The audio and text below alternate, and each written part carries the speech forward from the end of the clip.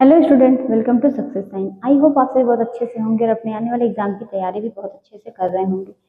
तो आज हम लोग क्या पढ़ेंगे? कल हम लोगों ने काफी चीज अवस्थाओं के बारे में देखा था और कि मतलब विकास कैसे होता है और काफी चीजें हम लोगों ने जानी थी। ठीक है, हम लोगों ने गर्भपात के बारे में देखा, क्या कह सकते हैं, नियोनेटल और क्या होता है, सब कुछ हम लोगों ने, पार्श्वनेट क्या होता है, नियोनेट क्या होता है, सब कुछ हम लोगों ने देखा। ठीक है, अब आज हम लोग क्या देखेंगे कि यानी गर्भस्थ शिशु का माहवार विकास, यानी हर महीने गर्भस्थ शिशु का विकास कितना होता है, कैसे होता है, ये हम लोग दिखेंगे। और यहाँ से क्वेश्चन जो है, छोटे छोटे क्वेश्चन बनते हैं और उस बार क्वेश्चन आए भी थे। तो हम लोग क्या देखेंगे? गर्भस्थ शिशु का माहवार विकास। गर्भस्थ शिशु का माहवार विकास यानी अगर बात की जाए तो यहाँ पर प्रथम माह, चलिए देखते हैं प्रथम माह में। प्रथम माह की बात करेंगे तो प्रथम माह में क्या होता है कि भ्रूण जो है, भ्रूण स्त्री के गर्भस्थ में, भ्रूण स्त्री के गर्भस्थ में प्रवेश कर क्या होता है? स्थिर हो जाता है। तो ये तो आप लोग जानते ही हैं कि प्रथम माह में क्या होता है, पहले निषेचन की प्रक्रिया होती है और वो जो भ्रूण बनता है ये क्या होता है कि स्त्री के गर्भस्थ में प्रवेश कर क्या होता है कि प्रवेश कर स्थिर हो जाता है, स्थिर हो जाता है। उसके बाद ये बात करेंगे कि 9वें और 10वें दिन, तो ये तो स्थिर हो गया।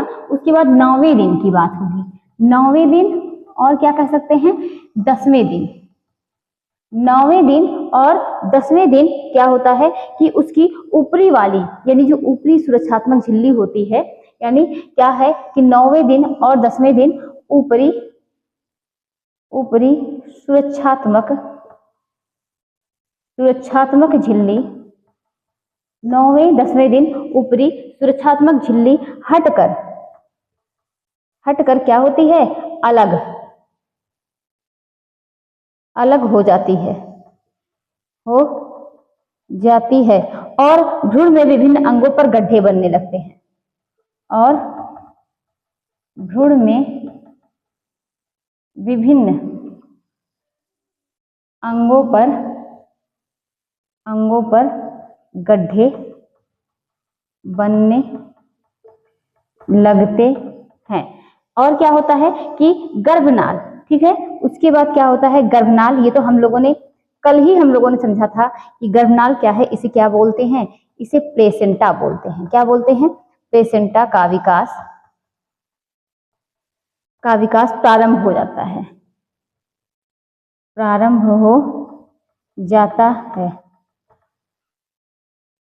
तथा भ्रूण को ऑक्सीजन और भोजन की बात की जाए, भ्रूण को ऑक्सीजन और भोजन जो है वो भ्रूण को ऑक्सीजन और क्या कह सकते हैं कि प्रथम मतलब ये सब क्या हो रहा है कि गर्भनाल का विकास, ये सब क्या है प्रथम माह के समाप्ति में, यानी प्रथम माह की क्या होता है कि समाप्ति में इसका गर्भनाल यानी प्लेसेंटा का विकास प्रारंभ हो जाता है और भ्रूण को क्या होता है कि ऑक्सीजन और भोजन स्त्री के रक्त प्रवाह से प्लेसेंटा में होता हुआ प्राप्त होता है, प्लेसेंटा में होता हुआ प्राप्त होता है। क्लियर हुआ? ये हम लोगों ने क्या समझा, ये प्रथम माह की बात है। प्रथम माह में क्या होता है कि भ्रूण स्त्री के मतलब गर्भस्थ में प्रवेश कर जाता है और 9वें और 10वें दिन से जो ऊपर की सुरक्षात्मक झिल्ली होती है वो अलग होकर उस पे क्या है कि जहाँ जो शरीर का अंग होता है उस पे जगह जगह पर क्या होते हैं कि गड्ढे बनने लगते हैं, यानी कि शरीर के अंग का एक तरीके से कह सकते हैं कि मतलब एक सिर्फ क्या है कि कह सकते हैं कि सिंबल ना, कहाँ कहाँ पर क्या चीजें बनेंगी वो उस तरीके से हल्का सा बस प्रदर्शित होने लगता है। तो 9वें 10वें दिन ऊपरी सुरक्षात्मक झिल्ली हटकर अलग हो जाती है और भ्रूण के विभिन्न अंगों पर क्या है गड्ढे बनने लगते हैं। गर्भनाल प्लेसेंटा का विकास ये कब होता है? ये प्रथम माह की समाप्ति में हो जाता है और भ्रूण को ऑक्सीजन और भोजन स्त्री के रक्त प्रवाह से प्लेसेंटा से होता हुआ प्राप्त होता है। ठीक है, प्लेसेंटा से होता हुआ प्राप्त होता है। गर्भनाल प्लेसेंटा का विकास प्रारंभ भी हो जाता है। इसी गर्भनाल से हम कह सकते हैं कि ऑक्सीजन और भोजन प्राप्त होता है। किससे, पूछा जाए कि भ्रूण को ऑक्सीजन और भोजन किससे प्राप्त होता है तो क्या कहेंगे कि गर्भनाल से प्राप्त होता है। ठीक है, भ्रूण को क्या है कि अगर और बात की जाएगी प्रथम माह की समाप्ति तक भ्रूण का जो कितना हो जाता है, भ्रूण 4 mm तक हो जाता है, हो जाता है। ठीक है, और हमने क्या समझा, तो इतने में हम लोगों ने ये समझा कि प्रथम माह में क्या है कि 9वें और 10वें दिन में सुरक्षात्मक झिल्ली जो होती है वो हटकर अलग हो जाती है और शरीर पर क्या है कि जो गड्ढे के रूप में क्या होते हैं, शरीर पर निर्माण होने लगते हैं अंग, जहां जहां पर जो अंग रहता है। ठीक है, दूसरी हम लोगों ने क्या समझी कि गर्भनाल प्लेसेंटा का विकास भी प्रथम माह की समाप्ति तक हो जाता है और उसी से बच्चे को यानी भ्रूण को कह सकते हैं क्या ऑक्सीजन और भोजन जो है वो मिलने लगता है। किससे, रक्त प्रवाह के मतलब उससे उसको मिलने लगता है। अगर पूछा जाए कि बच्चे को भ्रूण को ऑक्सीजन कैसे मिलता है तो भोजन कैसे मिलता है तो गर्भनाल से। अब ठोस पदार्थ थोड़ी ना बच्चा खाता है, उस टाइम ठोस पदार्थ नहीं, सब क्या है ब्लड के द्वारा ही मिलता है। ठीक है, और कितने mm का भ्रूण हो जाता है तो 4 mm तक भ्रूण जो होता है कि 4 mm तक क्या है प्रथम माह की समाप्ति तक भ्रूण का जो है 4 mm तक हो जाता है। ठीक, अब आगे देखते हैं।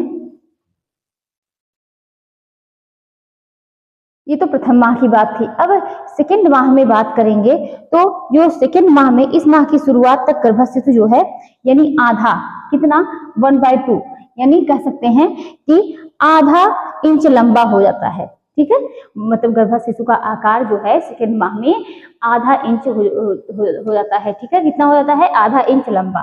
तो ये सेकंड माह। ठीक है, इस माह में गर्भस्थ शिशु का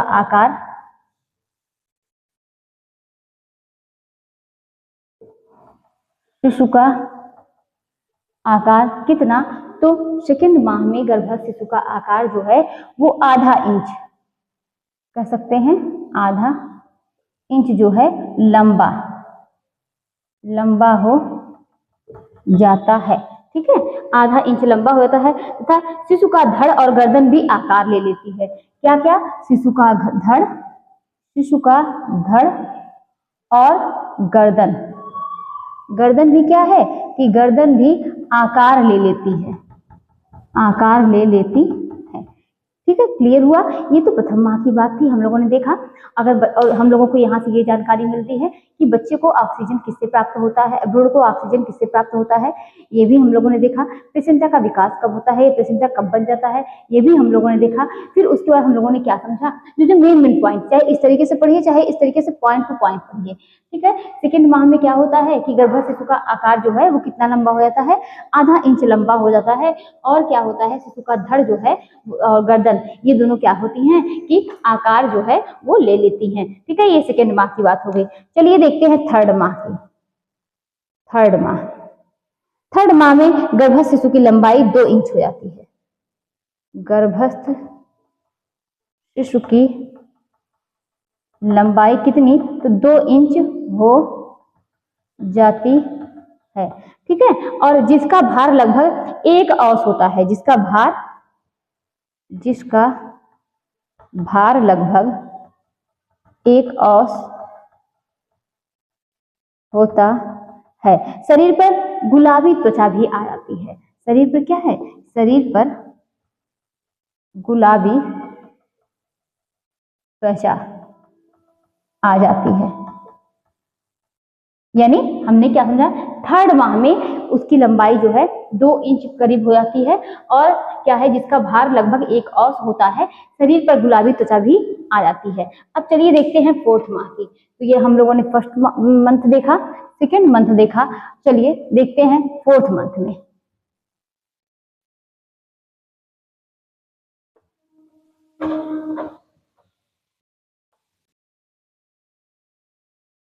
फोर्थ मंथ की बात करेंगे।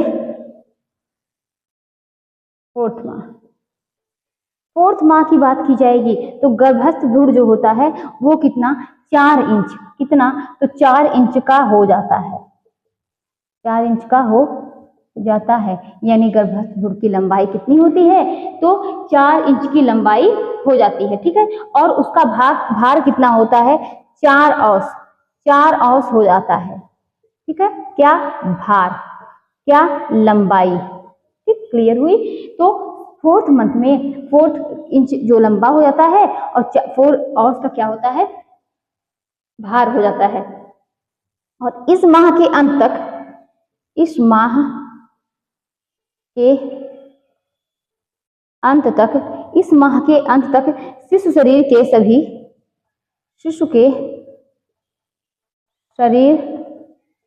के सभी अंग पूर्णतः विकसित हो जाते हैं, अंग पूर्णतः विकसित हो जाते हैं, ठीक है। तो हमने क्या समझा, इस माह के अंत तक शिशु के शरीर के सभी अंग जो होते हैं वो पूर्णतः क्या हो जाते हैं कि विकसित हो जाते हैं, तथा शिशु की आंखें, और अगर बात की जाए तो शिशु की आंखें और शरीर में हलचल प्रारंभ हो जाता है, और शरीर में हलचल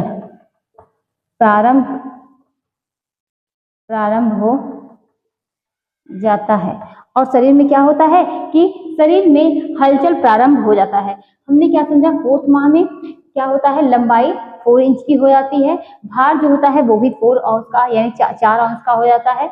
इस माह के अंत तक शिशु के शरीर के सभी अंग जो होते हैं वो पूर्णतः विकसित हो जाते हैं। और अगर देखिए हमने क्या समझा कि जो मतलब शरीर के पूर्णतः अंग जो होते हैं वो विकसित हो जाते हैं, तो शिशु की आंखें जो है वो शरीर के मतलब शरीर में हलचल प्रारंभ हो जाती है। अगर 4th माह की बात की जाए तो 4th माह में क्या होती है कि शिशु जो है वो हलचल करने लगता है, ठीक है।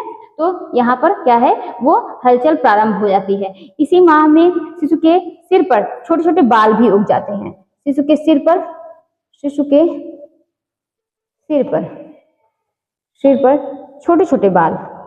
छोटे छोटे बाल भी उग जाते हैं, तथा उंगलियों एवं नाखूनों, उंगलियों की बात करेंगे, उंगलियों एवं अंगूठे पर नाखून भी क्या होते हैं कि बनना प्रारंभ हो जाते हैं। यानी 4th माह में क्या क्या होता है, लंबाई 4 इंच की ना, और भार जो है वो 4 औंस का, और क्या है, इस माह के अंत तक शिशु के शरीर के सभी अंग पूर्णतः विकसित हो जाते हैं, शिशु हलचल करने लगता है 4th मंथ में। और क्या होता है कि उंगलियों पर क्या होते हैं, मतलब सिर पर क्या होते हैं, बाल उगाते हैं, और उंगलियों पर मतलब जो अंगूठे वगैरह हैं, तो उंगलियों पर क्या होते हैं, नाखून भी उगाते हैं, ठीक है, अंगूठे पर नाखून वगैरह भी आ जाते हैं, ठीक। आगे देखते हैं कि ये तो 4th मंथ की बात थी। अब देखेंगे 5th मंथ में। तो 5th मंथ में क्या होता है कि गर्भस्थ शिशु का भार लगभग आधा मतलब कह सकते हैं आधा kg, ठीक है, उतना हो जाता है। तो 5th मंथ की बात करेंगे तो गर्भस्थ शिशु का भार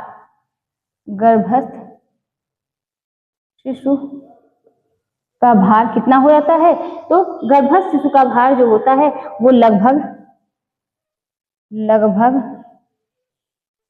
आधा kg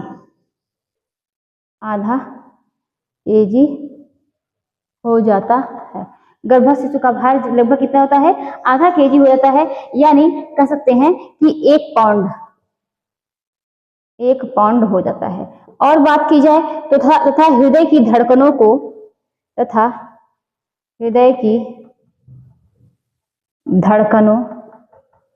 को किससे, तो स्टेथोस्कोप, हृदय की धड़कनों को स्टेथोस्कोप से स्पष्ट रूप से या गिना एवं सुना भी जा सकता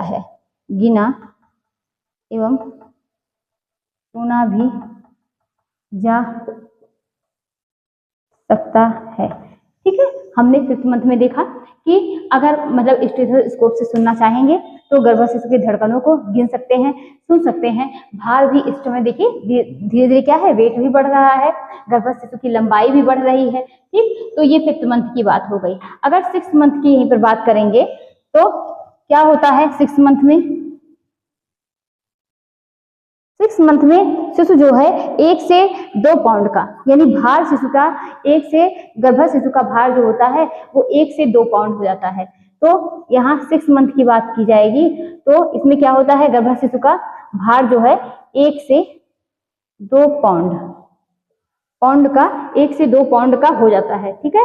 और लंबाई जो अगर बात की जाएगी तो लंबाई 14 इंच, ठीक है, कितनी 14 इंच होती है। उसकी ऊपरी त्वचा के नीचे, ऊपरी त्वचा के नीचे वसा, ऊपरी त्वचा के नीचे वसा की तह जमने लगती है, वसा की तह जमने लगती है तथा त्वचा कोमल और रोए वगैरह भी क्या होते हैं कि त्वचा पर जमने लगते हैं। तो क्या है कि वसा की तह जमने लगती है और तथा त्वचा कोमल रोए से ढकी रहती है, तथा त्वचा रोए से ढकी रहती है। क्लियर हुआ? ये तो 6 मंथ की बात हो गई कि जो इसका भार है 1 से 2 पाउंड है और लंबाई जो है वो कितनी है, तो लंबाई 14 इंच की हो गई है 6 मंथ में। ऊपरी त्वचा के नीचे वसा की तह जमने लगती है और क्या है कि कोमल रोए से क्या होते हैं कि कोमल रोए से जो कि क्या होती है कि ढकी रहती है, ठीक है।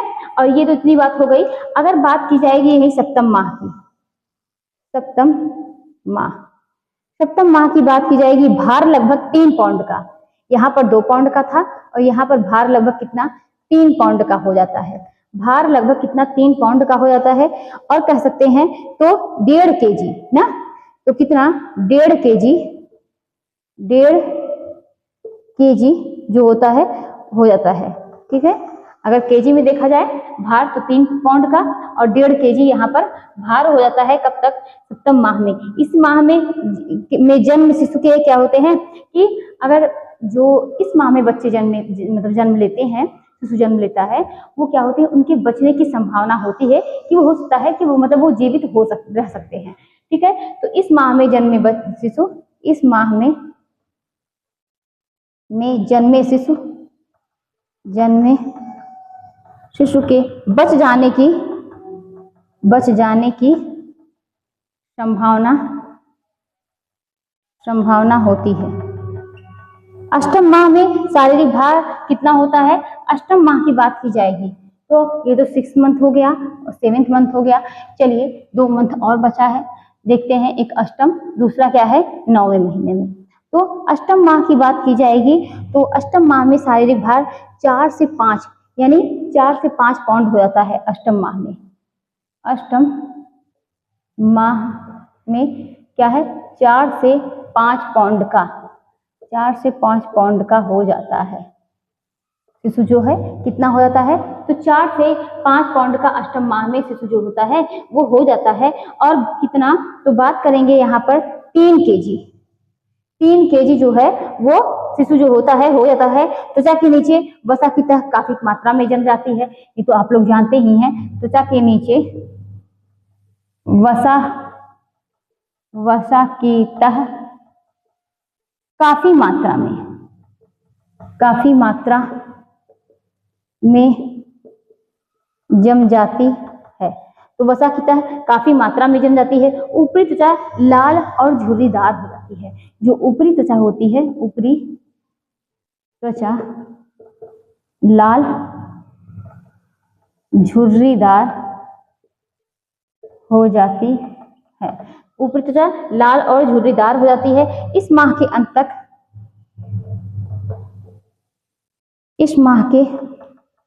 अंत तक शिशु गर्भ में अपनी स्थिति बदल देता है।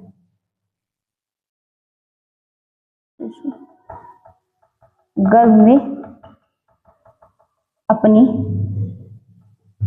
स्थिति को बदल देता।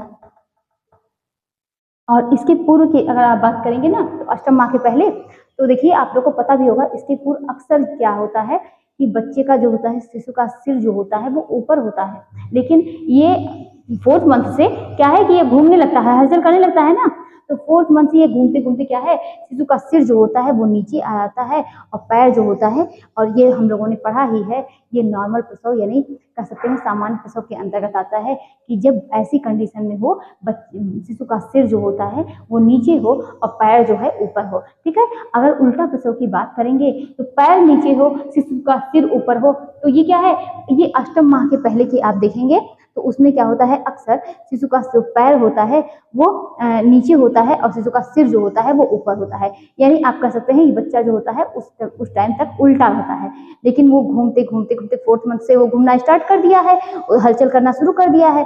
तो उसके बाद आप देखेंगे कि अष्टम माह तक 8वें मंथ तक क्या होता है कि इस माह तक शिशु जो होता है वह गर्भ में अपनी स्थिति को बदल देता है, यानी सिर नीचे कर लेता है और पैर जो है वो ऊपर कर लेता है। ठीक है, तो इसमें पूर्व शिशु क्या होता है, सिर ऊपर रहेगा, लेकिन इसमें क्या होगा कि शिशु का सिर नीचे हो जाएगा और जो पैर होंगे, टांगे जो होंगी वो ऊपर हो जाती हैं। ठीक, अब बात करते हैं 9वें माह में शिशु की लंबाई 18 से 20 इंच, और ये पूछा भी जाता है कि मतलब शिशु की लंबाई कितना 18 से 20 इंच हो जाती है, कब, 9वें माह में।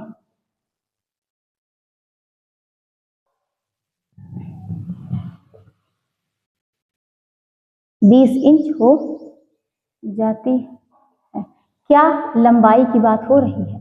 तो 9वें माह में शिशु की लंबाई जो है 18 से 20 इंच हो जाती है, और भार की बात करेंगे तो भार जो है वो 6 से 7 पाउंड यानी 6 से 7 पाउंड या कह सकते हैं 3 से 3.5 केजी हो जाता है बच्चा।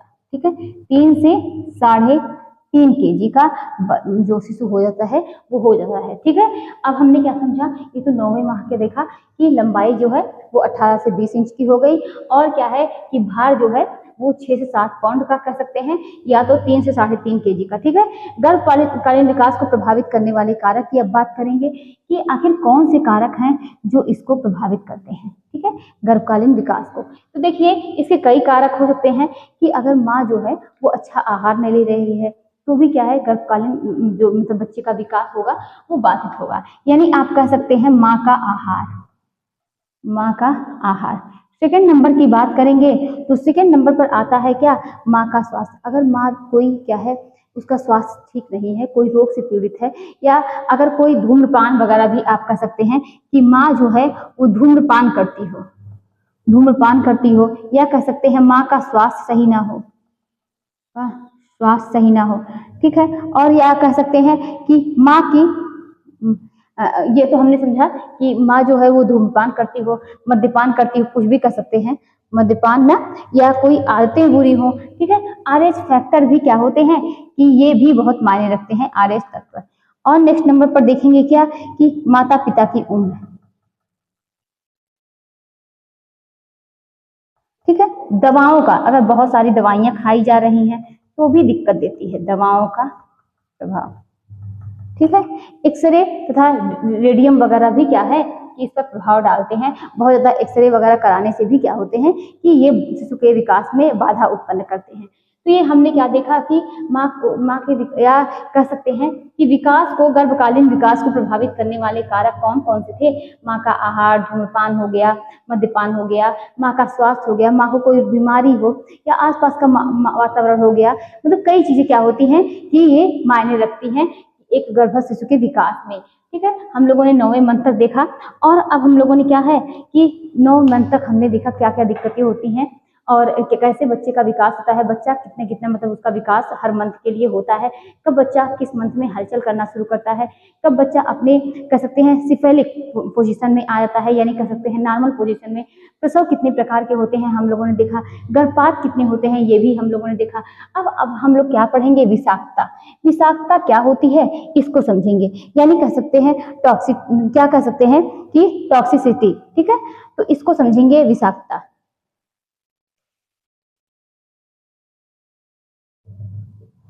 टॉक्सिसिटी क्या कहते हैं, ड्यूरिंग और क्या कि प्रेगनेंसी। तो हमने क्या समझा, ये टॉक्सिसिटी ड्यूरिंग प्रेगनेंसी ये क्या है, इसको हम लोग समझेंगे। यानी रक्त में विष का समाहित हो जाना, यानी कहते नहीं कि जहर, ये क्या है, जहर ही है। तो रक्त में विष का समाहित हो जाना क्या कहलाता है, कि टॉक्सिसिटी कहलाता है। क्या, रक्त में विष का समाहित हो जाना क्या कहलाता है, टॉक्सिसिटी कहलाता है। ठीक है। और गर्भकालीन विषाक्तता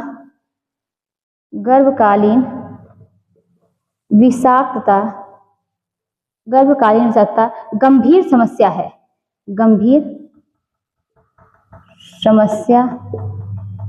गर्भकालीन जो विषाक्तता होती है वो एक गंभीर समस्या है। और वो क्या होती है कि यानी रक्त में क्या होता है, विष का समाहित हो जाना। ठीक है। क्योंकि यदि गर्भवती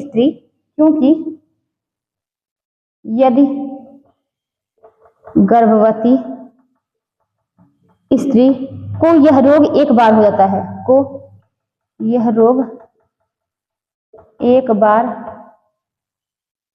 हो जाता है, तो उसके बाद हर बार गर्भावस्था के वक्त यह शिकायत रहती है, हर बार गर्भावस्था के समय यह शिकायत रहती है ना। तो हमने क्या समझा, और यह कब होती है, तो यह गर्भावस्था के 4 से यानी 4 से 5वें महीने में ये स्टार्ट होती है। गर्भावस्था के 4 से 5वें माह से या माह में प्रारंभ होती है। ठीक है। और क्या होता है, इस समस्या से गर्भवती स्त्री के गुर्दे ना, अभी हम इसको आगे देखते हैं। पहले हम लोग क्या समझते हैं, टॉक्सिसिटी ड्यूरिंग प्रेगनेंसी, यानी प्रेगनेंसी टाइम में क्या दिक्कत होती है। अगर एक बार यानी रक्त में क्या होता है, विष का समाहित हो जाना, अगर एक बार रक्त में दिक्कत आ गई, प्रेगनेंसी के टाइम में एक बार महिला को ये दिक्कतें आ गई, तो हर प्रेगनेंसी में ये दिक्कतें आती हैं। यही हम लोगों ने समझा कि रक्त में विष का समाहित हो जाना गर्भकालीन विषाक्तता गंभीर समस्या है। क्योंकि यदि गर्भवती स्त्री को यह रोग एक बार हो जाता है, तो हर बार गर्भावस्था के समय ये शिकायत रहती है। और कब शिकायत शुरू होती है, तो 4 से 5वें माह में ये क्या होता है कि 4 से 5वें माह में ये प्रारंभ हो जाता है। इस समस्या से गर्भवती स्त्री के गुर्दे गुर्दे और क्या कि हृदय तथा रक्त परिसंचरण तंत्र, ये सब क्या होते हैं कि गुर्दे हो गए, हृदय हो गए, रक्त परिसंचरण तंत्र हो गए, इन सब में बाधा उत्पन्न हो जाती है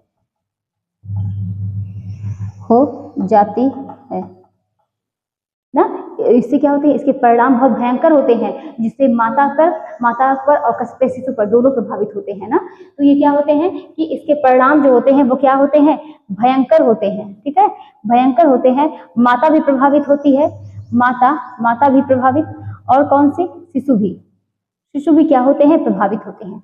क्लियर हुआ। हमने क्या समझा, टॉक्सिसिटी ड्यूरिंग प्रेगनेंसी टाइम में ऐसी दिक्कत कि रक्त में विष का समाहित हो जाना। और आप जानते ही हैं कि रक्त से ही बच्चा क्या है कि फिर पोषण को ले रहा है, माँ के रक्त से ना। और ब्लड का सही होना, सही तरीके से होना, सही मात्रा में होना बच्चे के लिए बहुत जरूरी है ना। और आप इसीलिए देखते होंगे कि फॉलिक एसिड, आयरन, ये सब की क्या है, गोली भी दी जाती है। ठीक। तो हमने क्या समझा कि रक्त में विष का समाहित हो जाना गर्भकालीन विषाक्तता गंभीर समस्या है, जो कि 4 से 5वें माह में प्रारंभ होती है। और ये अगर एक बार ये दिक्कत हो गई प्रेग्नेंट महिला को, यानी गर्भवती महिला को, तो बार बार हर प्रेगनेंसी में ये दिक्कतें आती हैं। ठीक। और हमने क्या समझा कि गर्भावस्था के 4 से 5वें महीने में प्रारंभ होती है। और इसमें क्या कि गुर्दा, हृदय और क्या है, हृदय में बाधा, रक्त परिसंचरण तंत्र में बाधा उत्पन्न होती है। और ये क्या होते हैं, ये एक बहुत भयंकर बीमारी कह सकते हैं, जो कि माता के स्वास्थ्य में और शिशु का स्वास्थ्य जो होता है इससे प्रभावित होता है। ठीक है, इससे माता व शिशु जो है वो दोनों प्रभावित होते हैं। आगे देखते हैं कि गर्भवती स्त्री की मांसपेशियां क्या होती हैं, प्रभावित होती हैं, तब बच्चे की इसमें मृत्यु होने की भी संभावना रहती है, या बच्चे की कह सकते हैं मृत्यु हो जाती है। क्या होती है कि इसमें कि बच्चे की मृत्यु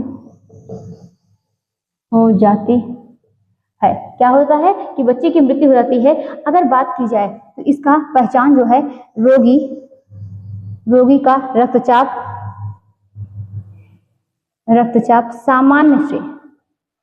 सामान्य से बहुत अधिक होता है, बहुत अधिक होता है। ठीक है, अभी हम लोग इसको डिटेल में पढ़ेंगे कि इसमें क्या होता है कि अगर इसकी पहचान की बात की जाए तो रोगी का जो रक्तचाप होता है तो वो क्या होगा, बहुत अधिक होगा।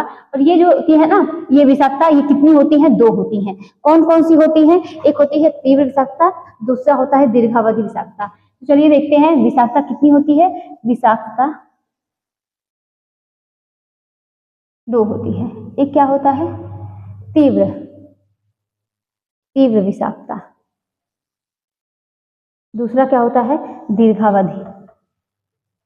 दीर्घावधि विषाक्तता।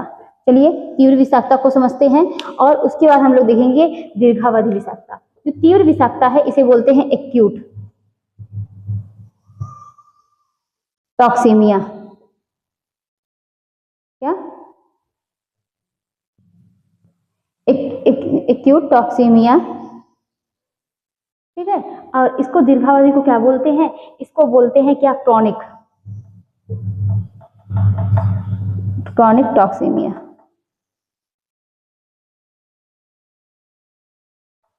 ठीक, तो ये हमने क्या समझा, विषाक्तता कितनी हुई, 2 होती हैं। और जो कि क्या, एक बार दिक्कत हो गई तो वो हमेशा वो गर्भवती महिला में ये दिक्कत बनी रहेगी। और हमने क्या समझा, 4 से 5वें महीने में स्टार्ट होती है और उसके मतलब कहते हैं हृदय और क्या है, परिसंचरण तंत्र, ये सब क्या होते हैं, गुर्दा वगैरह सब प्रभावित होते हैं और इसमें बच्चे की क्या होती है कि मृत्यु भी हो जाती है। चलिए जो तीव्र विषाक्तता है इसको देखते हैं। यह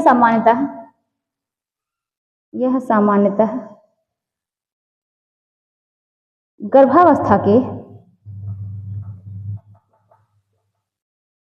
24वें सप्ताह में प्रकट होती है। इनकी 2 स्थितियां हैं। इनकी कितनी, 2 स्थितियां हैं। एक क्या है, प्री एक्लेम्पसिया, दूसरा क्या है, एक्लेम्पसिया। तो हमने क्या समझा, एक क्या है प्री एक्लेम्पसिया, दूसरा क्या है, एक्लेम्पसिया। और अगर बात की जाए तो एक्लेम्पसिया में क्या होता है, बेहोशी होती है और क्या होता है, ऐंठन। और अगर बात की जाए प्री एक्लेम्पसिया में तो इसमें क्या होता है, मूत्र में प्रोटीन का विसर्जन, गर्भावस्था में सूजन, और क्या होता है कि गर्भावस्था में क्या होता है, ये दिखाई देता है।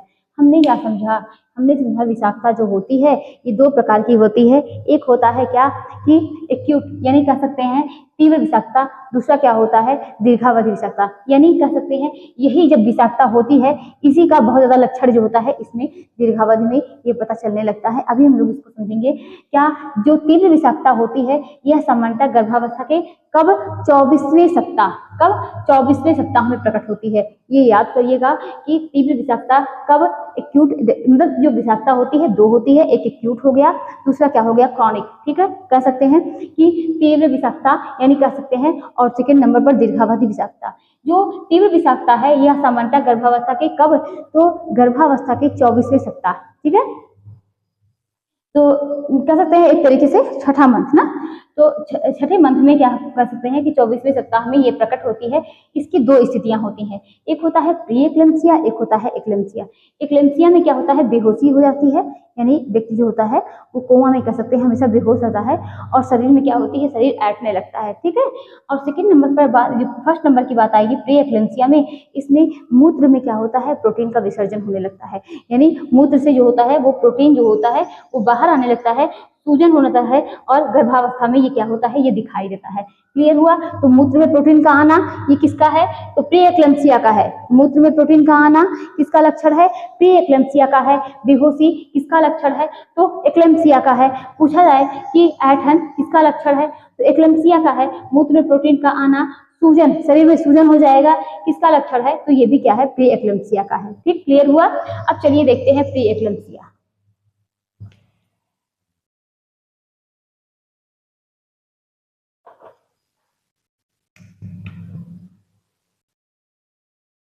क्या है, प्री एक्लेम्पसिया। चलिए देखते हैं ये प्री एक्लेम्पसिया क्या है। यह विकार गर्भावस्था में ही क्या होता है, दिखाई देता है। कब दिखाई देता है, तो गर्भावस्था गर्भावस्था में ही क्या होता है, यह गर्भावस्था में ही दिखाई देता है।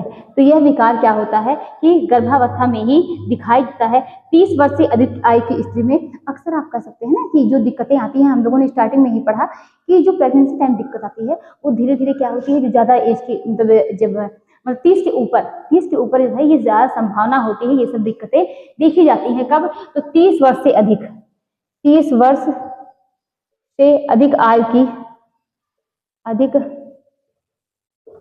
की 30 वर्ष से अधिक आयु की क्या है, स्त्री में ये देखने को मिलता है ना। और कह सकते हैं मोटी स्त्री तथा उन गरीब स्त्रियों में हो सकता है क्या, जो गर्भावस्था में उचित देखभाल न कर पा रही हो। ठीक है, उन गरीब स्त्रियों में जो गर्भावस्था में उचित देखभाल न हो पा रही हो।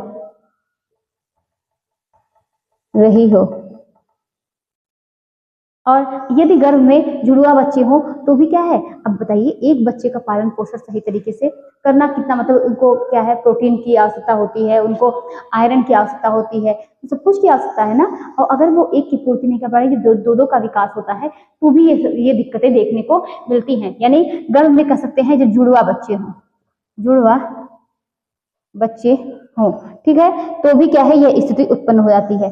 अच्छा, लक्षण की बात हमने क्या की थी, अत्यधिक वजन बढ़ना। और क्या हो सकता है, सामान्यतः कितना, तो ये अगर पूछा जाए प्रेगनेंसी टाइम में सामान्यतः वजन कितना बढ़ता है, तो सामान्यतः जो है, देखिए ये सब चीज पॉइंट बहुत नोट करने लायक है क्या है, और बहुत इंपॉर्टेंट भी है कि प्रेगनेंसी टाइम में गर्भावस्था में सामान्यतः वजन कितना बढ़ता है, 12 kg। ठीक है, और ये क्या होता है, इसमें 12 kg से अधिक बढ़ जाता है, 12 kg से अधिक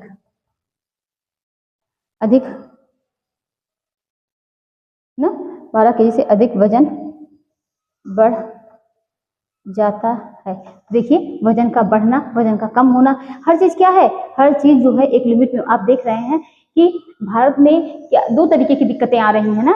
एक क्या होता है कि अत्यधिक क्या है पोषण, जो मतलब अत्यधिक खा ले रहे हैं उसकी वजह से बीमारी हो रही है। एक क्या होती है कुपोषण, यानी कम खाने से बीमारी हो रही है। तो दोनों है, और आप जान ही रहे हैं, तो क्या है, यहाँ वजन अधिक बढ़ जा रहा है तो भी दिक्कतें आ रही हैं। तो ये हमने क्या समझा, प्री एक्लेम्सिया गर्भावस्था में ही दिखाई देता है। ये कब कब होती है, तो 30 वर्ष से अधिक आयु की माँ जो होती है, मतलब स्त्री, वो गर्भवती हो, या मोटी स्त्री हो, या गरीब स्त्रियां हो जो अपने स्वास्थ्य पर ध्यान न दे पा रही हो, या कह सकते हैं कि देखभाल न कर पा रही हो, जुड़वा बच्चे हो, तो भी क्या है, उनको अधिक प्रोटीन की, अधिक कैल्शियम की, अधिक क्या है, सबकी आवश्यकता है, और वो नहीं कर पा रही है, नहीं खा पा रही है, तो भी ये सब दिक्कतें आती हैं। लक्षण क्या है, अत्यधिक वजन बढ़ेगा ना, सामान्यतः 12 kg वजन प्रेगनेंसी टाइम में बढ़ता है। अगर 12 kg से अधिक बहुत ज्यादा बढ़ जा रहा है, तो क्या है, ये प्री एक्लेम्सिया के लक्षण हैं। अब चलिए, हम लोगों ने यहाँ इतनी चीजें देखी, और इसमें कुछ और इम्पोर्टेंट है, क्या है, वो तो हम लोगों ने देखा ही था, क्या आगे ही सूजन ना। और हम लोगों ने क्या देखा था, रक्तचाप में वृद्धि। और हम लोगों ने क्या समझा था कि मूत्र में प्रोटीन आना, यानी कह सकते हैं प्रोटीनूरिया, यानी यूरिया क्या है, यानी प्रोटीनूरिया, मूत्र में क्या होता है, प्रोटीन का आना प्रोटीनूरिया कहलाता है। ठीक है, क्लियर हुआ। तो हम लोगों ने क्या समझा, और अनेक बार वमन, ठीक है, वमन, मूत्र में प्रोटीन का आना। तो ये सब क्या है, प्री एक्लेम्सिया है। चलिए हम लोग देखते हैं नेक्स्ट एक्लेम्सिया।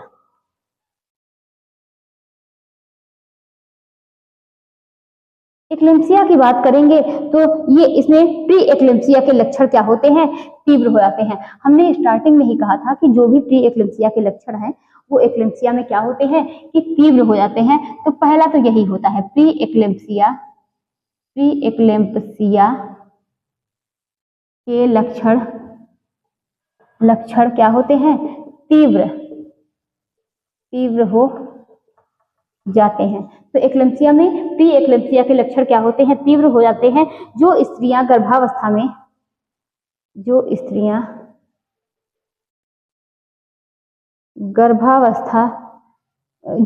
गर्भावस्था के पूर्व के पूर्व ही हृदय रोग के पूर्व ही हृदय रोग, गुर्दे की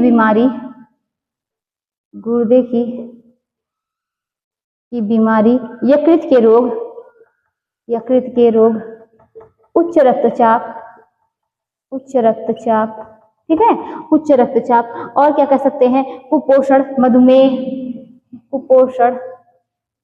मधुमेह, इन सबसे पीड़ित हो, ठीक है। तो उन्हें गर्भावस्था में एक्लेम्पसिया के लक्षण देखने को मिलते हैं, ठीक है। उन्हें क्या है, उन्हें गर्भावस्था में क्या, एक्लेम्पसिया देखने को मिलता है या ज्यादा संभावना होती है। ये तो बात हो गई एक्लेम्पसिया की। इसमें हम लोगों ने क्या समझा कि उच्च रक्तचाप पहले से हो, या बहुत ही कोई गंभीर बीमारी हो, ठीक है, हृदय रोग संबंधी दिक्कत हो, या कह सकते हैं कि मधुमेह हो, और क्या है, कुपोषण की दिक्कत हो, मतलब कई इस अगर दिक्कतें हैं तो ये जो है एक्लेम्पसिया के लक्षण देखने को मिलते हैं। और आप कह सकते हैं प्री एक्लेम्पसिया का लक्षण यहाँ पर क्या होता है, एक्लेम्पसिया में तीव्र हो जाता है। ठीक, आगे देखते हैं। तो हम लोगों ने देखा कि विषाक्तता जो होती है वो दो होती है, एक क्या होता है एक्यूट, दूसरा क्या होता है क्रोनिक। एक होता है तीव्र, दूसरा क्या होता है दीर्घावधि। जो तीव्र होता है वो क्या होता है, वो बहुत तेजी से बढ़ता है, ठीक है, लेकिन वही जाकर क्या होता है यहाँ पर दीर्घावधि, यानी उसके लक्षण क्या होते हैं यहाँ पर प्रदर्शित होने लगते हैं, किसमें, दीर्घावधि में। ठीक, अब आगे देखते हैं इसके लक्षण, यानी एक्लेम्पसिया के लक्षण। ठीक है, एक्लेम्पसिया के लक्षण में देखेंगे तो इसमें तीव्र पीड़ादायक पेशी ऐंठन होती है। क्या होता है, तीव्र पीड़ादायक पेशी ऐंठन, यानी कह सकते हैं कभी कभी क्या होता है कि तीव्र पीड़ादायक पेशी ऐंठन, यानी कभी कभी क्या होता है, शरीर जो होता है वो नीला पड़ जाता है। तीव्र पीड़ादायक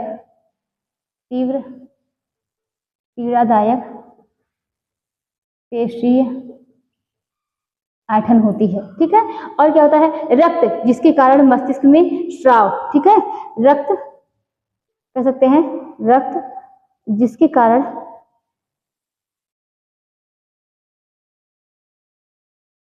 मस्तिष्क से रक्त स्राव होने लगता है, और चक्कर भी आता है, बेहोशी भी आती है, बेहोशी हो जाती है, और श्वसन क्रिया में अवरोध,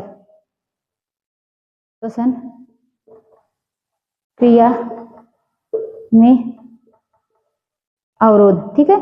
ये सब क्या होते हैं, आंखों के सामने क्या होता है, धुंधलापन दिखने लगता है, आंखों के सामने धुंधलापन दिखने लगता है। क्लियर हुआ, ये सब क्या है, ये सब लक्षण है किसके, एक्लेम्पसिया के। तो हम लोगों ने विषाक्तता पढ़ी आज।